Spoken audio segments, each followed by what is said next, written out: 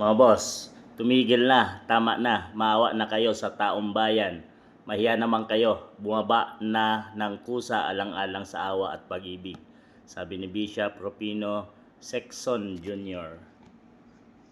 Yun mga boss, pati mga pare natin mga boss sa simbahan katoliko ay nanawagan na sa mga politikong nagtatamasa at nagkukurap, nambubulsa sa pera ng taong bayan. Talagang boba na kayo ng kusa mga boss, alang-alang sa taong bayan, at maawa naman kayo.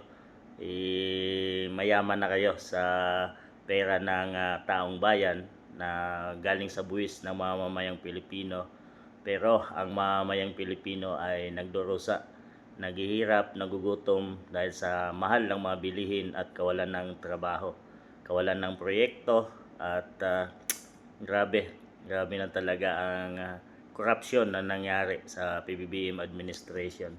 Nanawagan na si Father mga boss na tumigil na, tama na, maawa na kayo sa taong bayan. Mahiya naman kayo, bumaba na ng kusa.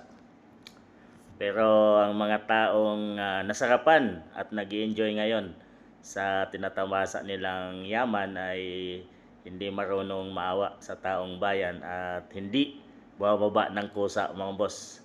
Mukhang may pinapatamaan itong si Father Bishop sa mga politiko ng ating bansang Pilipinas na patuloy na nagbubulsa sa pera na pinaghihirapan sa buwis ng taong bayan mga boss. So ano sa tingin nyo? Mayroon pa kayang puso ang mga ito na bababa sila ng kusa? Ay mukha namang hindi sila tinatamaan sa mga lahat ng ito at patuloy lang na nagtatamasa.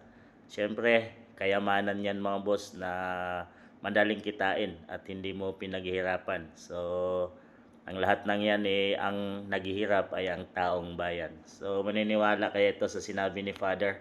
Ano sa tingin niyo mga boss?